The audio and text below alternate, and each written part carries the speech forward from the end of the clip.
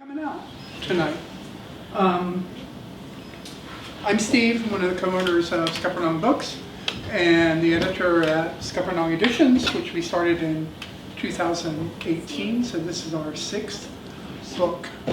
And we wanted to have not only Ian here to talk about the book and to talk about the Marcus Smith case, but we wanted to expand that to other Thank you. Round behind you, Michael. Okay, better, right? I won't start over. Our stories, both fiction and nonfiction, are under attack. And the institutions that hold our stories, libraries, newspapers, and bookstores, even bookstores, are in the firing line. They're in danger. And when stories begin to fade, our memory falters.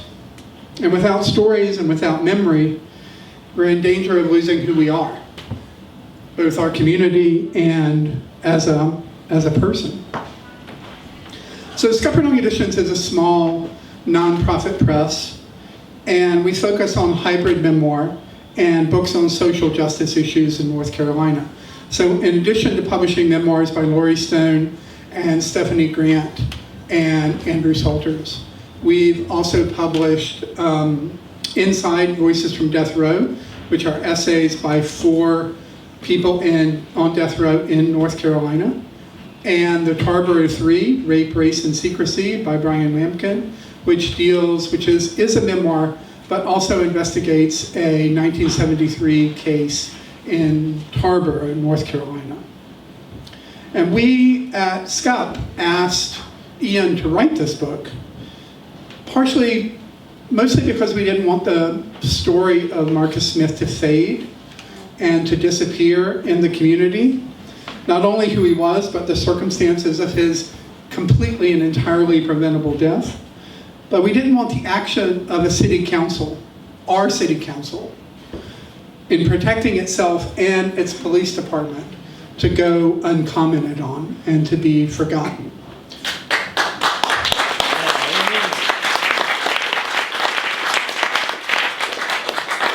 So over the course of the editorial process of this book, I probably read it 20 times, and every time it made me angry.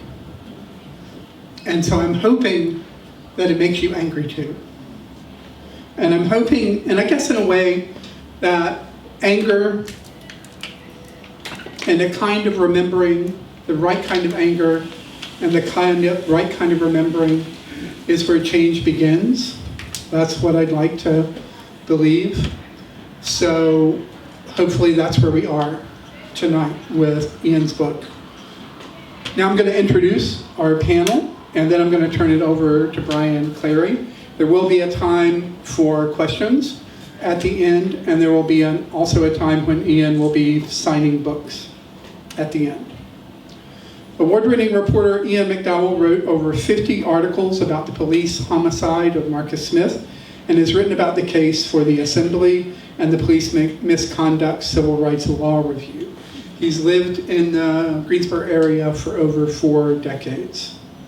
Michael Hewlett is a native of Richmond, Virginia. Michael covers courts and the law. He was previously the legal affairs reporter at the Winston-Salem Journal, where he and his colleagues won the Henry Lee Weathers Freedom of Information Award, and he currently writes for the Assembly. And if you don't know the Assembly, it's a statewide news magazine that you should know. It does amazing long-form work. Check it out online.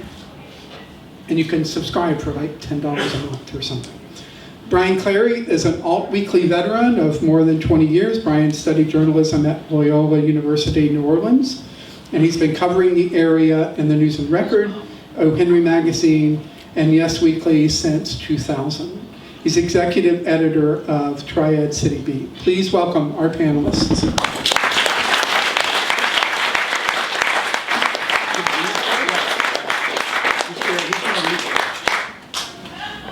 He's going to read first. Yeah. I'm glad we got that settled. I was trying to keep this down to 10 minutes, and I'm not sure that I succeeded. I practiced reading. This is for my aging eyes. It's excerpts from the book in 16-point time. But I practiced it today, and it came to about 20, so I was just doing some excisions earlier. The book starts with the infamous press release. Subject that collapsed in police custody later dies in hospital. That, by the way, there are multiple false statements in that sentence.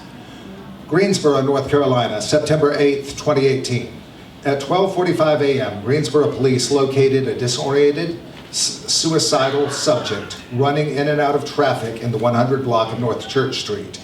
Officers worked with the subject for several minutes in an attempt to give him assistance. EMS arrived at the scene at 12:50 a.m. While officers were attempting to transport him for mental evaluation, the subject became combative and collapsed. Both EMS and on-scene officers began rendering aid. The subject was transported by EMS to a local hospital for additional treatment. The subject passed away at 1:50 a.m. Even that last sentence is not true, but the book gets into that. Here's how the book actually begins after that press release. The last 18 minutes of Marcus Dion Smith's life are on YouTube. On the channel City of Greensboro, NC, there are 20 videos depicting how he died in the early morning of September 8th, 2018. His name is nowhere on them. The only text is the titles, consisting of video, a number, and November 30th, 2018. That date is when the videos were posted, not when the incident happened 2 months and 22 days earlier. Only by noting the timestamp can a viewer with no prior knowledge of the man's death tell when it took place. Nor is the location identified. Anyone unfamiliar with the mostly unoccupied buildings between 113 South Church Street and 111 North Church Street, an unprepossessing 407-foot strip on the Lower East Side of downtown Greensboro, would find it difficult to tell where Marcus Smith died. 18 of the 20 videos are from the body-worn cameras, or BWCs, of the 8 Greensboro officers who laid hands on him. Several are represented by multiple videos, due to them turning off their cameras when entering patrol cars, or mounting their ATVs, and on after emerging or dismounting. One video is from the dashboard of the Lieutenant parked blocks up from the scene, and another is from the body cam of a corporal who arrived after the ambulance departed for Moses Cone Hospital, where Marcus Smith was declared dead. One claim about what happened on those 2 blocks can be found in the city's channel. November 30th, 2018 compilation video, that's the title, features clips from some of the individual body-worn cameras edited into a chronological narrative. Produced by the city, it is introduced by former Police Chief Wayne Scott, who retired in January of 2020. In his 5-minute, 50-second introduction, Scott says he will describe what the videos show. He makes at least 1 inaccurate statement and 2 disputed assertions, which will be described later in this book. While the name of the 38-year-old black man who died in police custody does not appear in any text, Scott speaks it aloud. Unfortunately, you will witness an individual, Mr. Marcus Smith, and you will witness some very disturbing images of him. Several of the unedited videos contain even more disturbing images of what appear to be the actual moment of his death, but that footage is not in the compilation. Now I'm going to jump to some quotes from Mary and Kim Smith, Marcus's mother and sister, who cannot be here tonight. I should note now that they are going to be at a memorial ceremony for the plaque that has been installed at the Interactive Resource Center on Washington Street. The ceremony is at noon tomorrow. The Smith family will be there, as will attorney Flint Taylor and Graham Holt, who litigated the settlement with the city, and various other people whom I see here. Anyway, on September 12th, 2018, Marcus Smith's body was returned to his family by the state medical examiner's office in Raleigh. He was buried in Lawrence, South Carolina, the next day. 13 months later, and a year after Mary and George Smith found out how their son died, they moved from Lawrence to the nearby but much larger Greenville. Laurens had too many memories of their son. There's something worse than remembering him there when he was alive, said Mary. That was the memory of those police ringing our doorbell to tell us a lie that the Greensboro police told them. The lies that started then and never stopped were the worst thing. I mean the worst thing besides how they killed him. The first lie was the initial press release. Even Nancy Vaughn called it a lie for about one day before she said it wasn't, said Mary. And before she said that and then changed her mind, she wouldn't tell us anything. Not in that month before we had an attorney, and in the 2 months afterward. Here I was trying to find out how my son died, and she didn't even respond. Kim Smith agreed. It wasn't until October that we found out, not because Chief Wayne Scott was honest and truthful and called my parents to respect the dead and tell how he really died. We only found that out when we got an attorney who made the city show him and my dad the body cam videos, something that nearly killed my dad. If that viewing wasn't established, it would have been longer. I can't say we would have never known, because later on his death was ruled a homicide, and that's when everything became public. I buried my son with Chief Wayne Scott's lies, said Mary, on the first anniversary of Marcus's death. I'm never going to forgive him that, and I'm never going to forgive the city government for letting him retire with a pension. At Shiloh Baptist Church, 3 months after her brother's death, and addressing a large group of her family's Greensboro supporters, Kim expressed her sincere gratitude to all those who had gathered to honor Marcus and learn how he died. Then she spoke with angry irony. Thanks to the Greensboro Police Department, I now know that my brother's heart weighed 470 grams. I now know that his stomach fat measured up to 2 centimeters in thickness. I now know that his right lung was 1,170 grams. I now know his left lung was 1,010 grams. His liver weighed 2,000 grams. His spleen weighed 120 grams. His right kidney was 210 grams. His left kidney was 210 grams. His brain weighed 1,570 grams.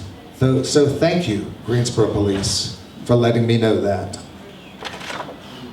For time, I have cut out Graham Holt describing how he watched the video of George Smith, but it's very wrenching and moving, and I'm glad that Graham was there for the Smith family. Explanatory interlude, the rip hobble. In that part that I cut out, while they're watching the video, George Smith says, "What is that? What is that they're attaching to him?" And Graham says, "My God, they hogtied him." Explanatory interlude, the rip hobble. A rip hobble is a device from Rip Restraints International Incorporated, a company created in 1987 to design, manufacture, and market restraints to law enforcement agencies. It consists of a strap that is placed around the ankles of a person in custody to bind their feet. The other end of the strap contains a hook that can be attached to the person's handcuffs once their wrists have been fastened together behind their back. When the person is restrained face down, the hobble can be tightened to bring the person's feet off the ground and into close proximity with the wrists near the small of their back, elevating their calves, knees, and shoulders, and concentrating their weight on their chest and stomach. Restraining a person in this manner is colloquially known as hog tying. The rip hobble was issued to all GPD officers at the time. One pause, it's possible it was a identical, what's the name for a device that looks like is identical to a famous one? Knockoff? Knockoff device. It was possible that was a knockoff device. But the city, its attorneys, its police, and its former DA have always referred to it as the rip hobble, even in their training documents that include the word hog tying, that both the police chief and its successor said under oath they had never used before, meaning the word hog tying. The rip hobble was issued to all GPD officers at the time it was used on Marcus, but was discontinued during the controversy over his death. 21st century law enforcement agencies typically refer to putting a person in this position as prone restraint or maximal restraint. In their depositions, Chief Wayne Scott and his deputy chief and successor, Brian James, claimed unfamiliarity with the term hog tying.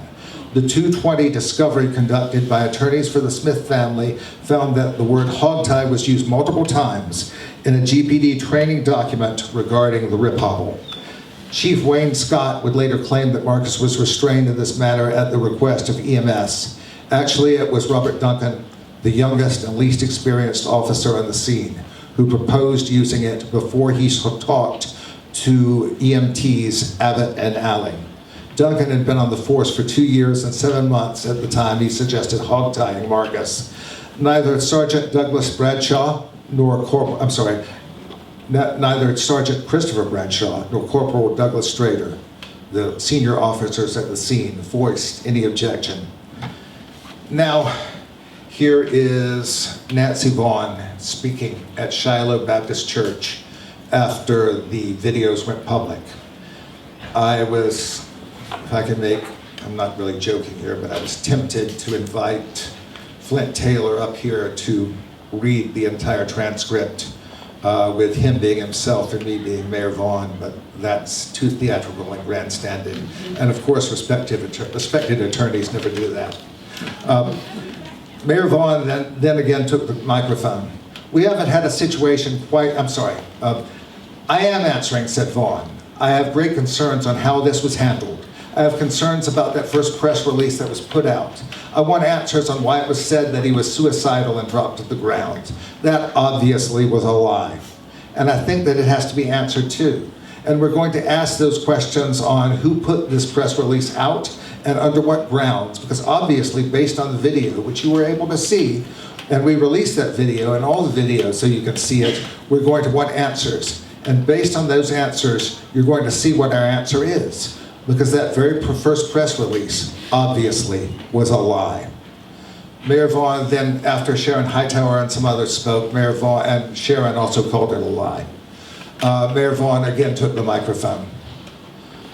We haven't had a situation quite like this before, where a press release has gone out on something serious like this before, where information has obviously been false. And we will work on that information, and we will work on that tomorrow to find out how something like that went out and what the consequences of that will be. And we will work on that tomorrow.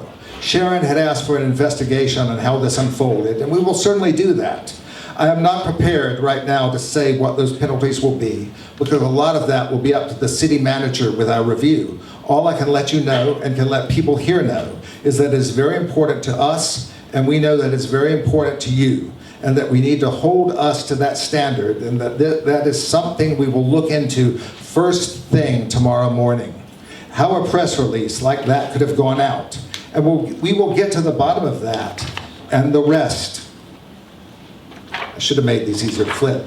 Of this information, and we will get to the bottom of that and how the rest of this information unfolded. So you have our commitment to make sure that we will make that right. And and that's what I can tell you right now. Jumping to a tiny excerpt from Flint's deposition of Mayor Vaughn with the mayor under oath. When deposing Mayor Vaughn, Flint Taylor asked her about calling the press release obviously a lie. Vaughn says, I was responding to a question that an audience member asked me, and they used the word lie in the question and the premise of the question. Taylor responds, so you could have said it wasn't a lie, it was misrepresentation. Or you could have said that it's not a lie, it was a misstatement. But you said it was obviously a lie. That is what the quote is. Maybe I should have used other words at the time. This section of the deposition goes on quite a bit with the mayor walking back her statements that it was a lie. Her statement that she actually made at least 9 times, not just once. The review and now I'm jumping to the review and public council discussion of the inaccurate press release that Vaughn promised the audience at Shiloh Baptist Church never happened. The review and public council discussion of the inaccurate press release that Vaughn promised the audience at Shiloh never happened. And the only future public statement she would make about the press release was to walk back calling it a lie, just as she later did in a deposition. And now I'm jumping to Michelle Kennedy makes a second call for an independent investigation. Kennedy is humiliated and submits the resignation that she has stated had nothing to do with those events. While the June 1st, 2021 City Council work session was broadcast live on the city's website, it is no longer archived there. The meeting was called to order at 2 p.m. and went into closed session at 4:14. At 5:19, Council reconvened in open session. The minutes posted to the city's website tersely describe what happened next. Councilmember Kennedy made a statement regarding a matter under litigation. Councilmember Kennedy made a statement regarding an independent investigation and stated under advisement, City Council would take no further action. These minutes, which are the only public record of what happened in that closed session, don't even state the subject of the quashed investigation. Minutes after Council entered back into open session, Mayor Vaughn said that Kennedy, who was absent due to a family illness, would be making a statement about the investigation via Zoom. After a pause, Kennedy appeared on Zoom with an expression that appeared both angry and resigned. She said that the city attorney, Chuck Watts, was preparing a statement for her to read. When she received it a few minutes later on her phone, she read it aloud. So let me say first that yes, I am the person who asked to have an independent investigation, both as it relates to the events connected to Marcus Smith and a larger investigation around institutional culture and essentially an agency-wide conduct review of the Greensboro Police Department. And so, on the advice of the city attorney, Council met in closed session and received advice from an attorney who practices exclusively in the area of independent investigation. Council has decided not to pursue any such investigation at this time. Kennedy later said the only part of that statement that was her own words, rather than scripted for her by City Attorney Watts, was the reference to a larger investigation around institutional culture and essentially an agency-wide conduct review of the Greensboro Police Department. According to Kennedy, she quote unquote was told that I had to make that statement myself because I was the one who called for the reopening of the investigation. The City of Greensboro has refused all requests for records of the closed session in which it was determined there would be no investigation and that Kennedy would make that announcement. That was true when this book was submitted. A couple of months ago, they released minutes of the closed session, which are very terse and do not quote anybody directly and say very little about what happened. That was after 2 years of my public records request for that information. When asked if a vote had occurred in closed session and without public debate, actions against Council's own bylaws, City Attorney Watts invoked the attorney-client privilege. In the redacted transcript of Kennedy's June 29th, 2021 deposition by Flint Taylor, a document that would never have been made public if the city's defense team had succeeded in their attempts to place even the redacted depositions under seal, which they failed, but they tried to do. Kennedy tells Taylor she requested and believed the work session to be public. She then stated that when Council went into that closed session, she did not expect the question of whether to conduct an investigation would be decided until after they were back in open session. I assumed we would get some information around possibilities for an independent investigation, but no, I did not anticipate that we would finalize a discussion on the Smith case. When Taylor asked Kennedy if Council voted in that closed session, defense attorney Duncan interjects, I would advise the witness not to answer that question, but adds, I will allow Ms. Kennedy to respond to what was the precursor for reading that statement. Taylor then reads aloud Kennedy's statement that consensus was reached that there would be no pursuit of an investigation, and that I would be the one to read the statement prepared by Chuck Watts. When he asked if she was included in that consensus, she replies, I did not support the conclusion made. Taylor responds, and so then it wasn't a consensus, was it? No, says Kennedy. When Taylor asked if anyone else didn't support the quote-unquote consensus, Duncan shuts down that inquiry by invoking legislative privilege for a closed session. Taylor then asked Kennedy if she felt she was under some sort of compulsion from the rest of the council. when she read her statement aloud. Kennedy answers, "Yes. I agreed to do it, but I did not agree with the statement we were making or anything said." On August 17, 11 months after counsel quashed Kennedy's proposed investigation, and 18 days after she made statements under oath that were so critical of the city's former police chief and current attorney that the plaintiff attorney suggested she might want independent representation, Kennedy resigned from her elected office in order to accept a paid position with the city. 2 days later, the Interactive Resource Center, for which Kennedy had served as executive director since 2014, released a letter from Kennedy announcing that she was also resigning from that organization. Her salary at the nonprofit was $80,500 annually. With the city, she started at over $130,000.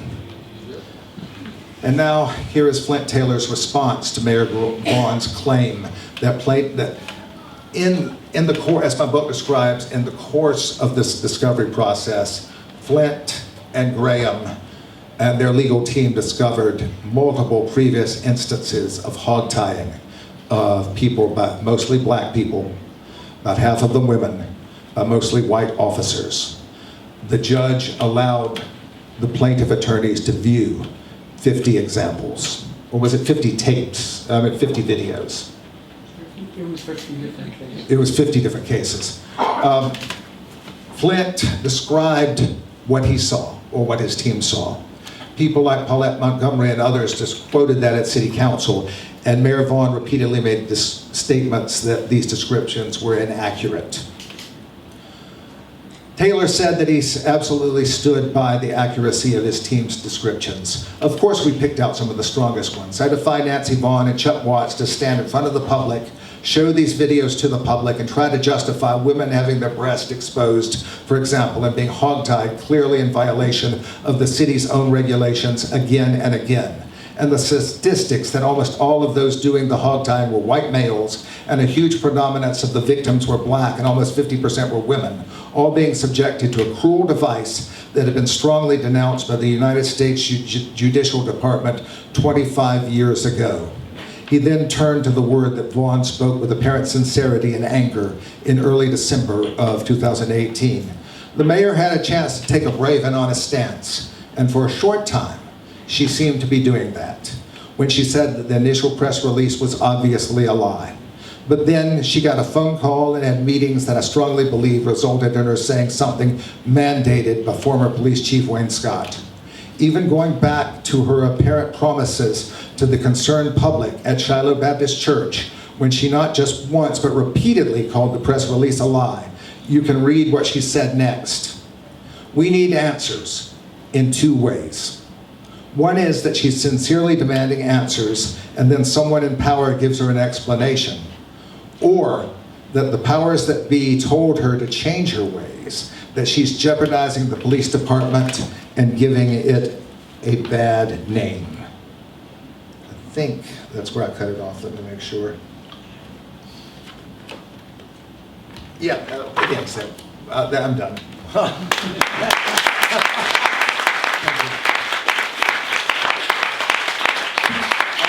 take this one if you guys put that one, all right? All right. Thank you, everybody, for coming out. It's nice to see you all. Very proud to be up here with my colleagues. God, you know, Ian, hearing that, it just really brings it all back. That whole ugly episode and how it all came out in these tiny little increments and drips and drabs. And yeah, really glad you did this book. Thank you, Brian. So we're going to talk about a lot of this stuff. We're going to talk about reporting, and we're going to talk about law enforcement, and we're going to talk about municipalities and a couple of real specific cases in our area over the last few years. But first, I want to talk about writing, just for a little while. Humor me, please.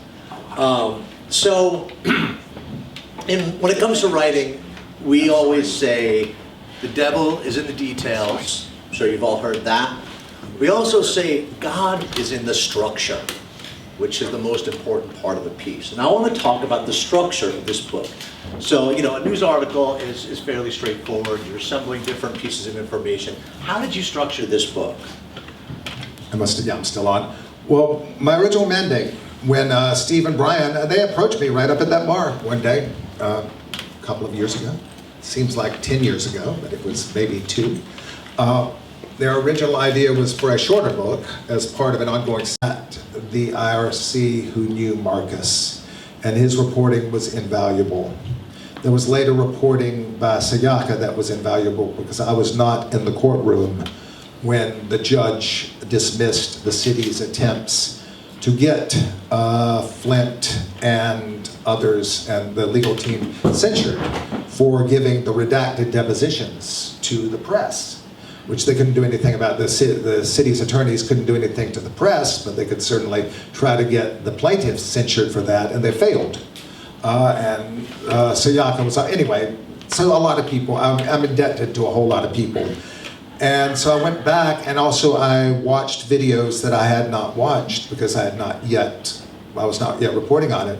I was not there when Sharon Hightower was the first city council member to speak about this in October, and was silenced by the combination of Justin Outling and the former city attorney, Tom Carruthers. Sharon was the first to call for an independent investigation.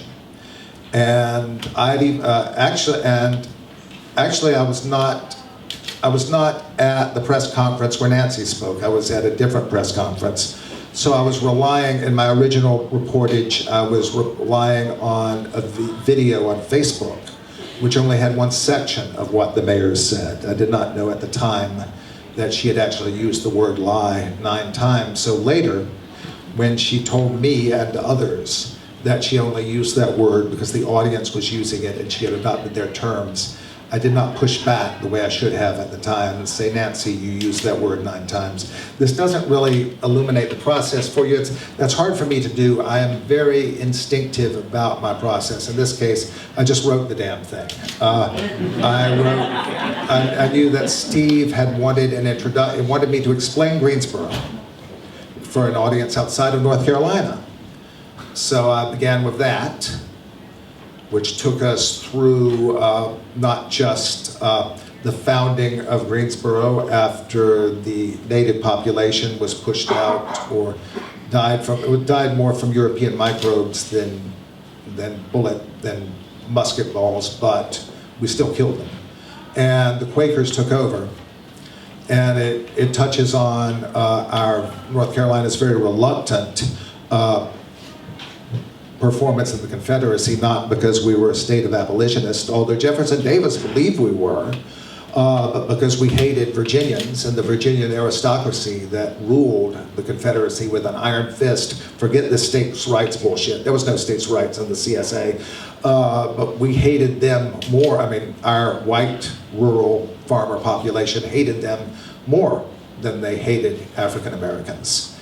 And they resisted the Confederacy quite often violently because of that, because they didn't want those Virginia bastards telling them what to do. And then I go into the rise of Greensboro as a mill town and then city.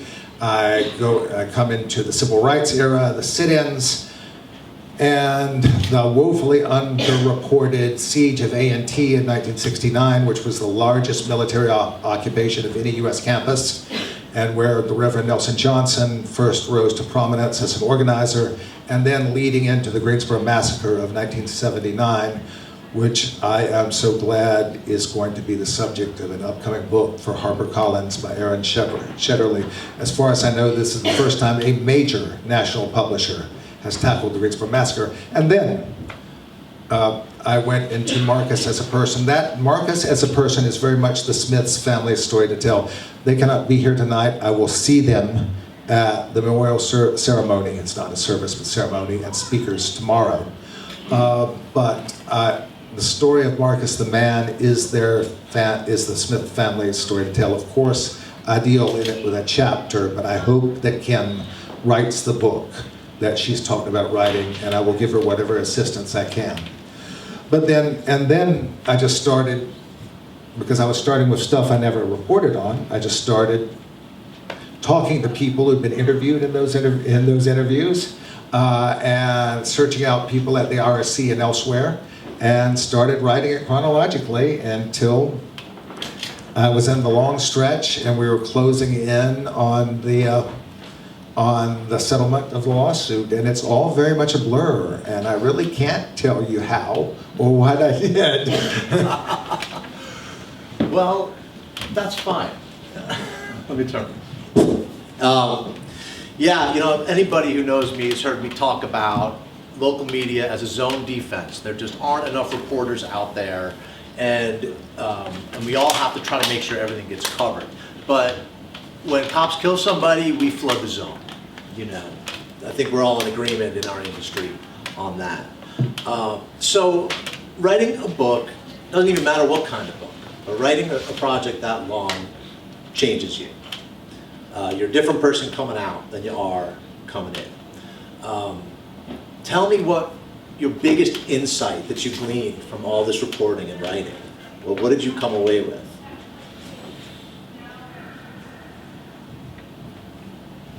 I hate having to boil things down to, I mean, it's a very good question, and it's a question that needs to be asked, but I hate having to answer questions like that. The process, what I came away with is the realization that the city could have saved itself a fuck ton of trouble if it had apologized, admitted blame. Even if the family could have still sued, they still might have gotten a $3.57 million settlement from that lawsuit. But the city wouldn't have paid an almost equal amount to their private attorneys for a case that dragged out for years. The other insight that came out of this is that if not for the, I'm going to say fucking again, if not for the fucking redistricting, if we'd had an election when we were supposed to have an election, I think there were a lot of people on city council that would have lost. Yeah. Because I can tell you that they were scared shitless in late 2019. I had somebody say, I'm not going to name them because they didn't say this for the record, but I had somebody to say, this is killing us. And that was a city council member. Fucking mouth on this guy. I don't cuss in the book. And I love asking questions that people don't like to answer. I just can't help it. So all right, let's push it over to you, Michael. Now right around now, the Marcus Smith incident happened right before that, racial reckoning during the pandemic in 2020. It was not all that different from George Floyd and could have risen to national prominence very easily, I think. But a little later, over in Winston-Salem, John Neville, a Greensboro man, was killed by guards in the Forsyth County Jail. And astonishingly, nobody knew about it for 6 months. Happened in December, and then we found out in June or something like that. Michael covered the hell out of this story for the Winston-Salem Journal. Also, some of my colleagues too. Well, that's true. That's true. Yeah, The Journal yeah, was I all. was the only one. The Journal was all over this piece. Could you talk a little bit about the John Neville case? So I think we need to talk about the atmosphere in the summer of 2020. So in May, we learn about George Floyd. So from March until probably the summer, we have stay-at-home orders, everybody's locked down, but then we have all of these different cases. Ahmaud Arbery in Georgia, Breonna Taylor, and then George Floyd. And then all of a sudden you see all over the country all of these protests, and it happened in Winston-Salem, that surrounded these police brutality cases. And we, at the Journal, none of us knew. Some reporters at the News and Observer, which has done an incredibly good job of covering jail deaths.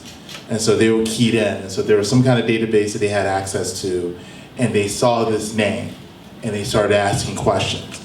And they weren't getting any answers from the sheriff's office. And then at some point, one of my other colleagues, Lee Sanderling, he got a tip and then there was some kind of filing that confirmed it. And then he asked the sheriff, Bobby Kimbrough, about it. And that's when Bobby Kimbrough was like, yes, this happened, but didn't really provide. It was kind of like, well, there was some kind of medical crisis and then he died, and that's all we're gonna say. But what happened was in December of 2019, John Neville, he's from Greensboro, there's an outstanding warrant for arrest for charge of assault on a female. And he gets arrested by Kernersville Police Department. And then they take him to the Forsyth County Jail. Within 24 hours of him being processed and put in a cell, he has some kind of medical crisis, some kind of seizure-like symptoms. And he falls from his bunk, he's on the floor of his cell, his cellmate rings some kind of, pushes some kind of button, the detention officers come into the cell, this nurse, Michelle Huggins, comes into the cell, and he has vomit on his mouth, he has blood on his mouth, he's shaking, he's disoriented, they're trying to get control of him. The next thing you know, he's handcuffed, he's put in a restraining chair. They take him to a multi-purpose room where the nurse, for some reason, decides to try and take his pulse. And then, for some reason, they take him to another cell. And they place him on the floor, on a mattress on the floor, in a prone position. He's handcuffed. His ankles are up high, kind of in a hog tie position. And they're trying to take the handcuffs off. The ankle braces are off already. And they're trying to take the handcuffs. They have a key. They try to use that key. Doesn't work. Another key. Doesn't work. Bolt cutter. Doesn't work. They go and get another bolt cutter. And at all this time, he's on the ground and he's saying, and they said at least 28 times, the same thing that George Floyd said, I can't breathe. And they're just at some point standing around while he's groaning and screaming.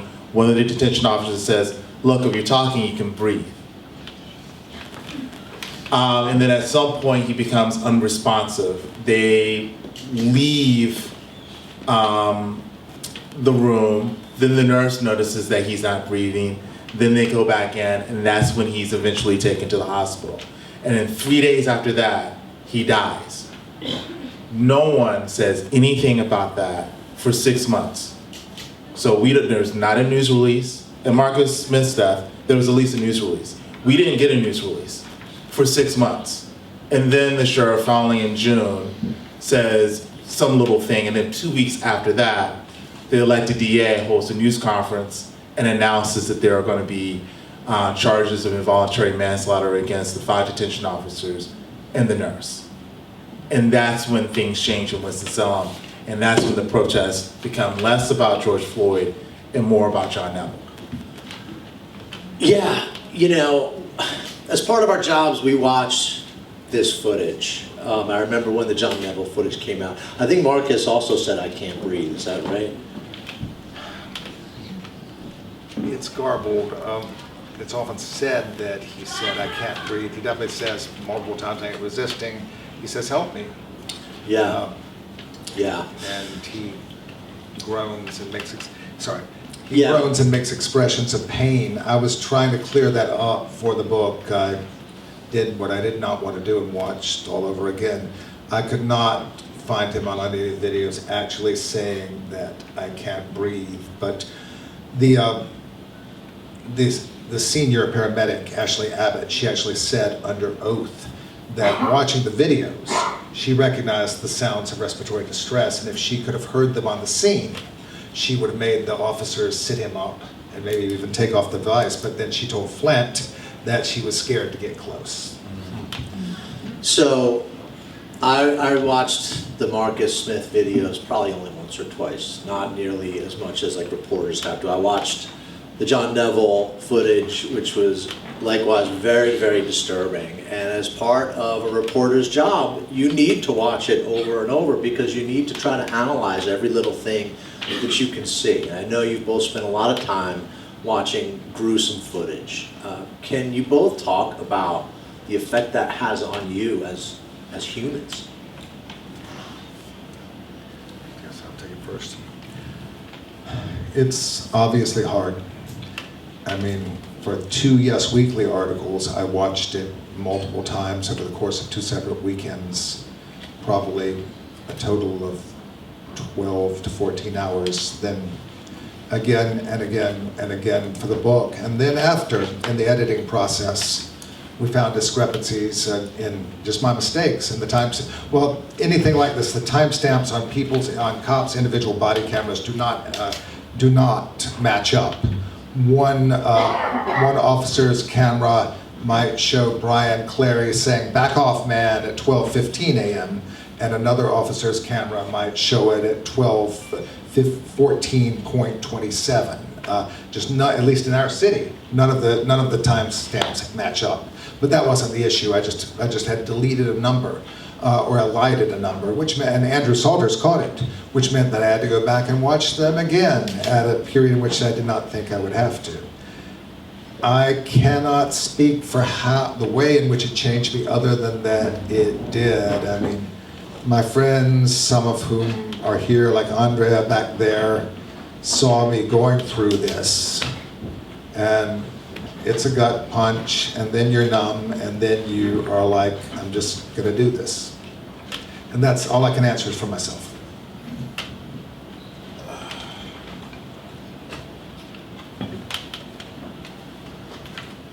That's a tough question to answer.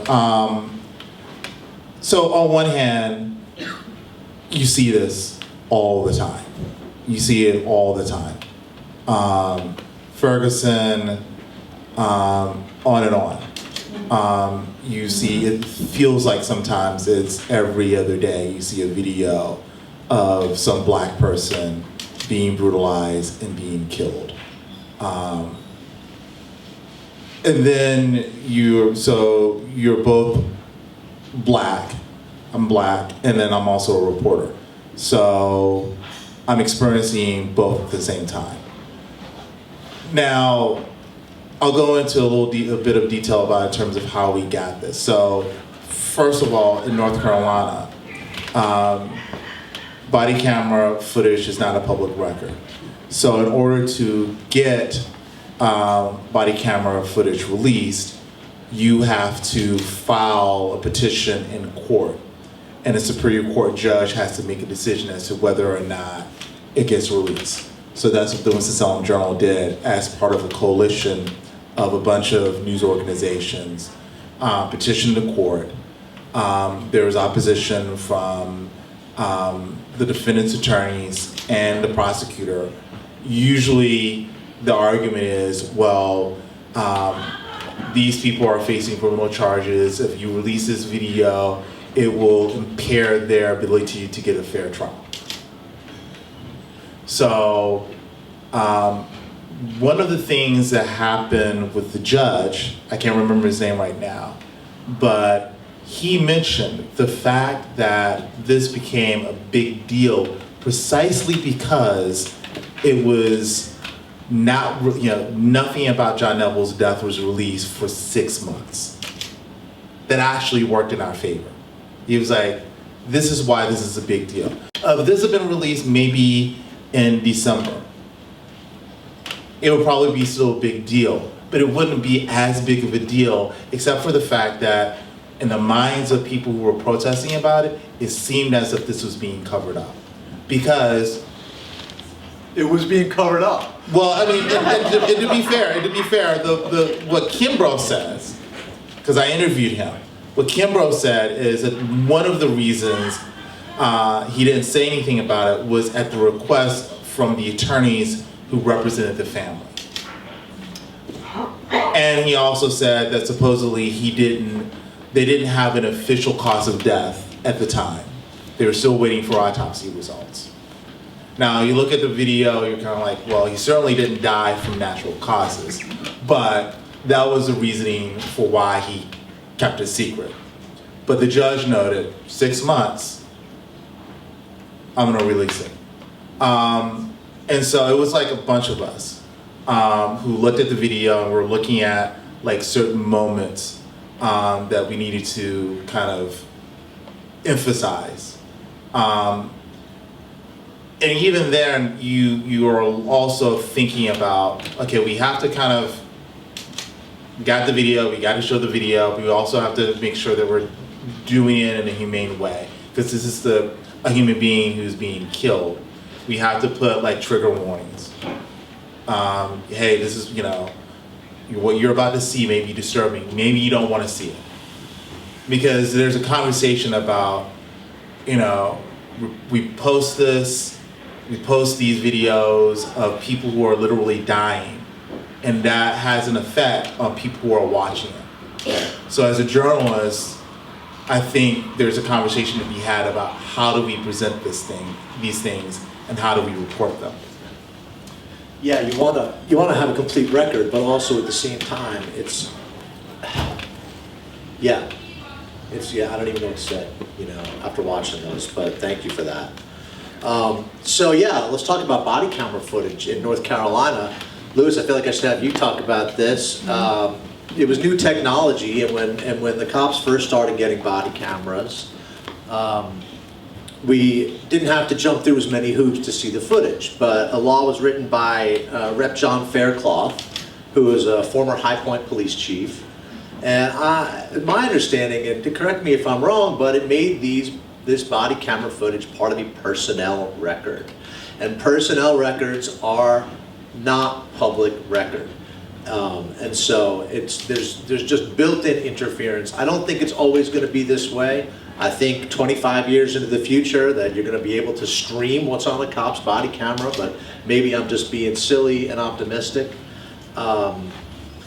Anyway. Well, can I, so then there's also a question, right, of not only whether or not body camera footage is public, but whether police officers, law enforcement officers are using the body camera footage the right way. Because we have seen instances of, interestingly enough, this part of the footage was cut off because the officer somehow turned it off or never turned the body camera footage on to begin with. Yeah, so I don't want to get into that. That happens all the time. Oh, yeah, the camera malfunction. His sunglasses were in front of the camera, or his vest, and you miss these key moments. And then let's go over to these press releases, like the Marcus Smith press release. Sensational omissions in that press release. Never mentioned that he had been hogtied. Never mentioned so many of the important details of that. And the George Floyd press release didn't mention that there was a guy kneeling on his neck for like 10 minutes.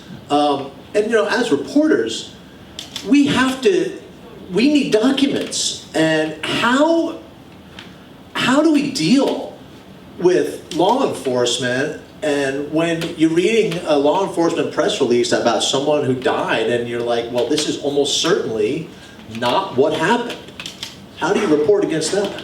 So I think one of the things that's changed in this new era of police brutality cases, where you have cell phone footage, there's a greater awareness of the fact that law enforcement officials lie, or at least misrepresent.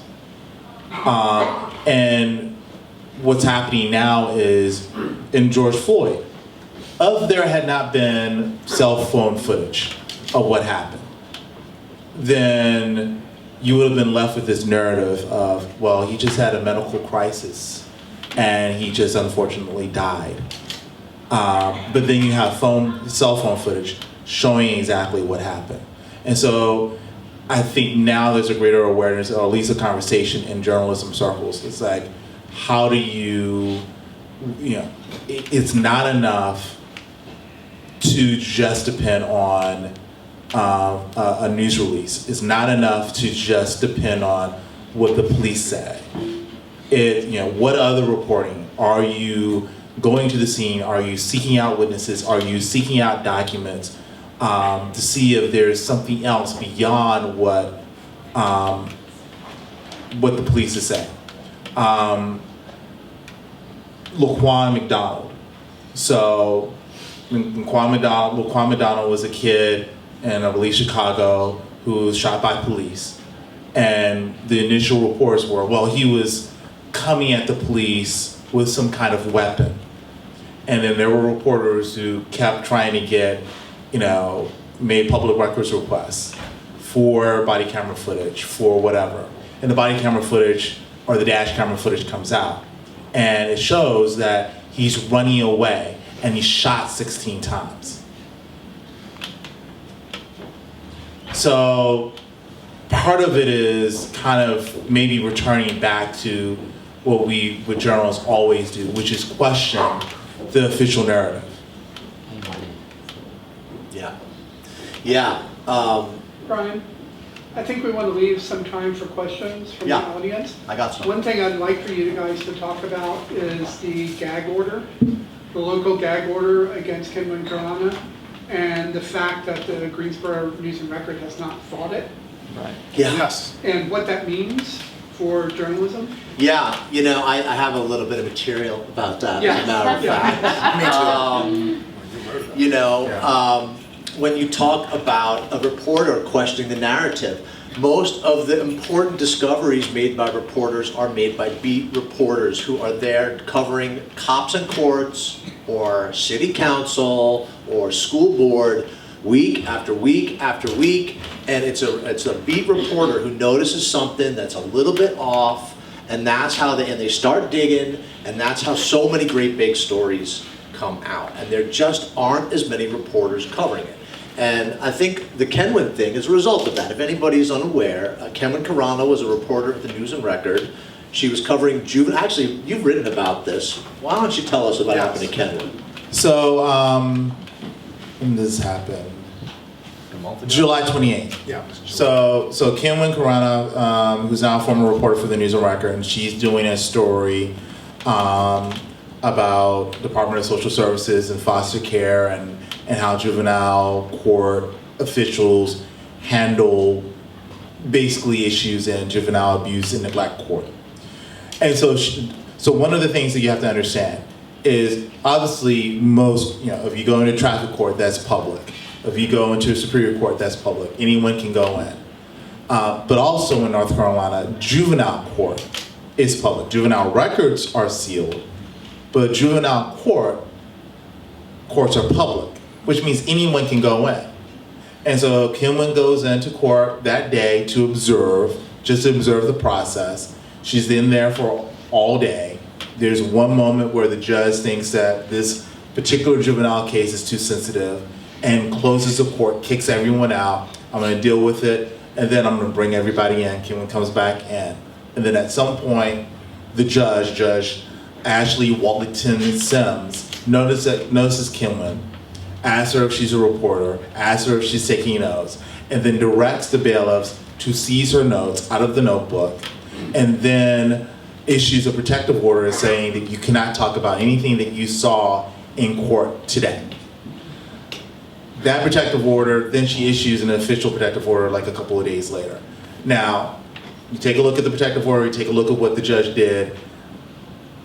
There's a rule against prior restraint, which means that a judge cannot issue an order that prevents a reporter from publishing something. And that's exactly what she did. And me and a colleague, Jeffrey Billman for the Assembly, wrote about this case. We finally got the protective order, and we looked at the protective order. The judge emailed, wouldn't talk specifically about this case, but justified it. And every single thing that she said in the protective order and in her emails completely actually undermines her reasoning for issuing the protective order. There's no legal reason for her to issue. And she cites Supreme Court rulings that are actually in contradiction of what she's trying to argue. She even cites a rule about limits on the media, except that the rule that she cites is only about electronic media. And of course, Kenwin Karana is a print journalist. Yeah. So now the question was, and the executive editor of the News and Record and Kenwin and would not comment, and I could not get any comment from Lee Enterprises, which owns the News and Record. So officially, we don't know exactly what they're doing to fight this. We'll let that hang in the room for a second. You know, our industry is in crisis. It is under attack. Record sued city council. Do you remember that? No, I don't. It comes up in my book, and this shows holes in my memory, because the details that I remember now at the top, off the top of my head, is, well, you might remember it, Louis. No. Was it the Scales case or Dewan Yours, or? No, it was the officer who was fired for brutality. Well, the officer who resigned while under the officer who'd been on the front page of the Washington Post for beating up a young man on his grandmother or aunt's doorstep. Yeah. And Your say. yeah, but the city council had a debate about the personnel files of the officer. They went into closed session and then had a vote in closed session, which they're not legally supposed to do. The News and Record sued and you didn't take part in that? I mean, this was before. Yeah, you took part in that. My memory's not so You great. might have been at Yes Weekly then, but you took part in. You joined in that suit by the News and Yeah, Record. that was Tri-City B. Okay, it was Tri-City B. Okay, yes, you took part in that lawsuit to get the audio recordings of what went on in that closed session, and it did show the city council voting, which they denied that they had done. And I'm citing that as an example of the News and Record. I mean, obviously Tri-City Beat, but the News and Record having a strong counter-reaction to, them withholding information. And I do not see our current News and Record doing that. No way, man. Well, I mean, that's how it always was. I mean, if a judge asks for your notes, you're like, well, you can't have them until I make a couple of phone calls. One to my editor, one to my lawyer, and then we're going to have a hearing about it. But, we get a lot more disrespect than we used to, too, in this industry. Although everybody's always hated us for a long time, it just seems to be getting worse. I think it's time to kick it out to the floor, right? It is. That's pastime. So, yeah, you got a question? Yeah, you mentioned that we're in the cell phone era, and I want to ask a question about what a private citizen's rights are if that person should, say, be on Church Street the night that Marcus Smith was hogtied with a cell phone. What are that person's rights in terms of recording what that person sees, and then in terms of disseminating? I can take this. Anything that happens in public, you're allowed to record, you're allowed to take pictures of it. Anything out on the street, fair game. But if it's inside somewhere, no. Send it to me discreetly. Depends on where. Marcus was definitely on the. Marcus was in the middle of Church Street. Surprised we didn't get cell phone footage of that. Well, partially because they blocked off. I mean, initially it was Folk Fest. Yeah, but it was the aftermath of the first night of the first North Carolina Folk Festival. There were still some people leaving some of the main parking lots. Marcus was weaving in and out of the traffic. The officers and others. The officers and Push the button off. Sorry. No, that's on. Just gotta push the switch up. But this There. is a little loose. Sorry. There I am. Thank you. The officers and some others have said that Marcus was, the officers at the time told their arriving superiors that Marcus was literally jumping in front of cars. That's not true, as far as I can tell. After multiple times of watching the videos, to me, he always seems aware of the cars, and he's always moving out of the way. But yes, he is moving in and out of traffic, definitely. And people in traffic are shouting, "Get that man some help." They're shouting at the officers, "Help that man." And the officer says, "We're trying to, ma'am." There was no pedestrian traffic, and people are not going to stop their moving car. And but by the time it got to the hog tying, so let's call it what it was, they had blocked off, both ends of Church Street and all access to it. And there were no public members. There was nobody with a cell phone. Anyone else got a, yes, sir?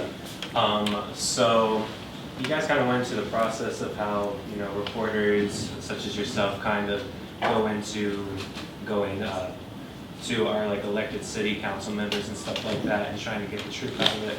How do you think us as, you know, people of the community, like public community, especially us in the younger generation, kind of go out and try to seek the truth of misinformation or misstatements that are spread by our elected officials and people in like the city council? Generally, reporters don't do anything that every citizen isn't allowed to do, but we just do it for a living. We do it for you. Yeah. But you're allowed to ask your own questions. You're allowed to hold people's feet to the fire. You live here, you live in the city, they're your representatives, and you're allowed to ask them whatever you want, especially when they're running for office. And you also have the right to make public records requests. Public records requests are not just for journalists, they're for citizens. So there's a, you know, so if you want to look at the agenda, you can get that. If you want to get closed door sessions minutes, you can get those. If you want to get a copy of the budget, you can get that. There are lots of things that you have a right to demand of as a citizen. And it's absolutely, you're right.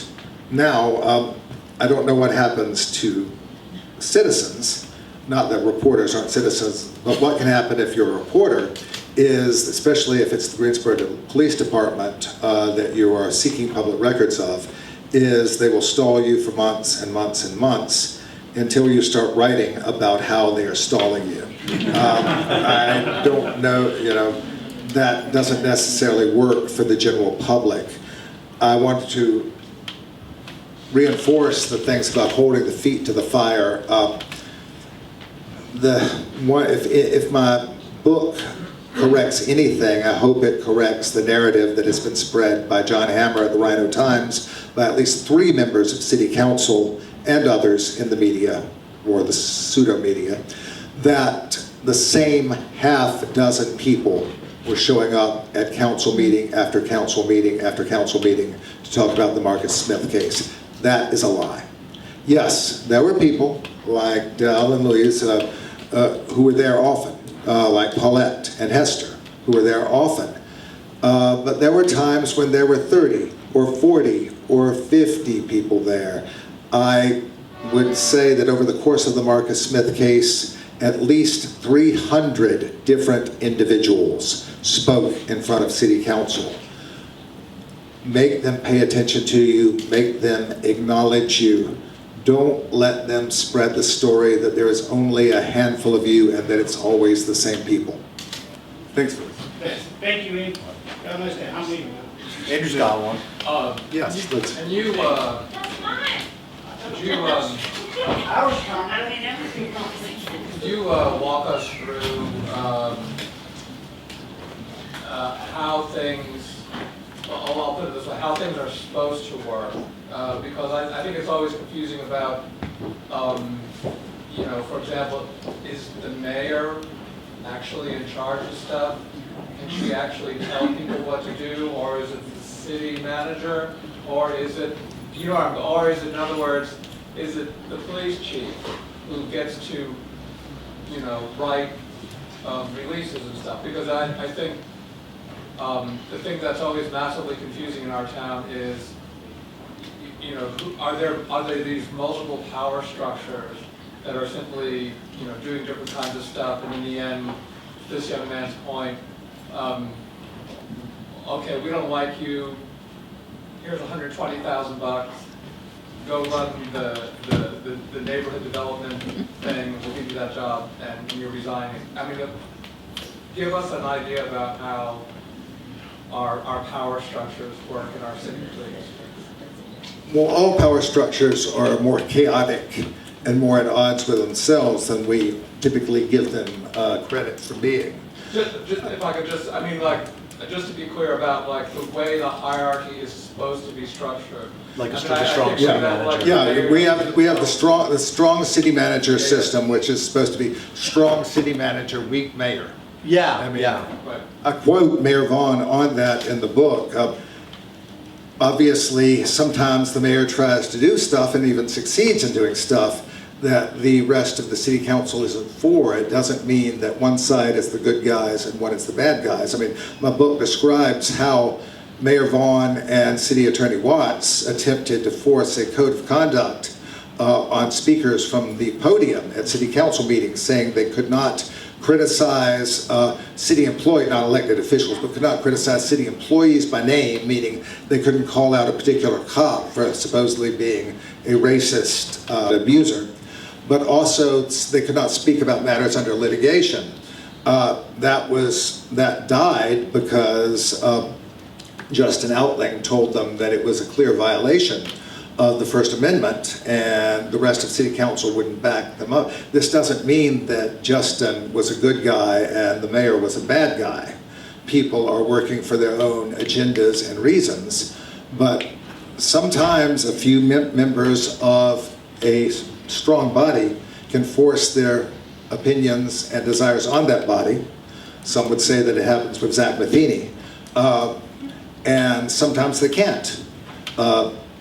I mean, officially, we're supposed to have a stronger, city manager than we have city council, but the city manager performs at the pleasure of city council. I mean, my book quotes David Parris, city manager, to that effect, when he's basically saying, no, he did not support an independent investigation, but that was not his call. That was city council's call, and he went along with it.